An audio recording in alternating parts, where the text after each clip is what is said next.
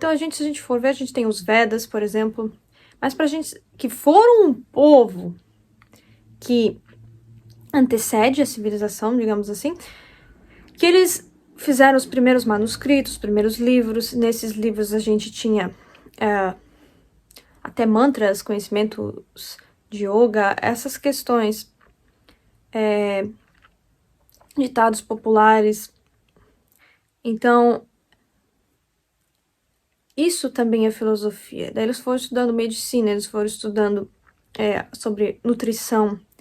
E nesse estudo, a gente tem que pensar, mas Vedas? O que são Vedas? Antes de saber quem eram os Vedas. Vedas, por definição, significa, na palavra, conhecimento. Então, o que que era? Nada mais é do que um grupo de homens que assim ficou conhecido. O que que esses homens faziam? Eles estudavam sobre o ser humano, sobre a si, sobre o seu eu, né? O seu eu. Então, é difícil a gente falar sobre isso, porque a gente tem que conhecer nós mesmos para sabermos o que é o eu. E esse eu, ele é um eu que, se todos nós acessarmos, nós vamos ter acesso ao mesmo conhecimento. O eu superior, ele não tem relação, não tem cunho religioso, ele é o conhecimento de nós mesmos. Como a gente pode aplicar isso na prática de uma forma que se entenda melhor, de uma forma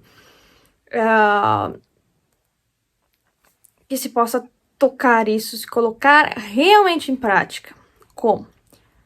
Quando a gente está dentro de uma sala de aula como professor, o docente, ele aproveita e a fase, seja no ensino fundamental, ensinando a pensar sobre o pensar, e no ensino médio, ensinando o aluno a pensar sobre ele mesmo, a pensar sobre quem ele é.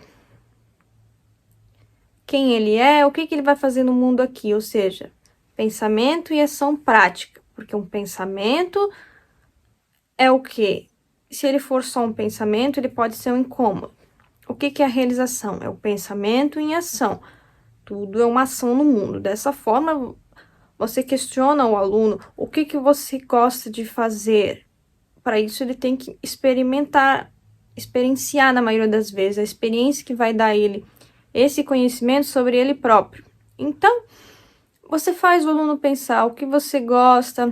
Pense, não só pense, aluno, pratique, experimente e faça isso uma missão da sua vida. Então, que o trabalho é nada mais, é nada menos do que a gente dar o nosso tempo e ainda ser pago por isso.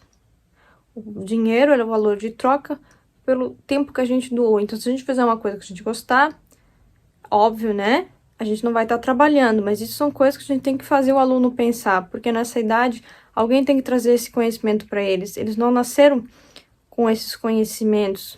Alguns vão ouvir de quem eles têm instruídos ao redor, mas essas coisas óbvias, a gente tem que pensar que tem alguns que não chegaram ainda a pensar. Então, é ensinar a pensar. E o que pode ser óbvio, às vezes, na realidade dos alunos não é óbvio.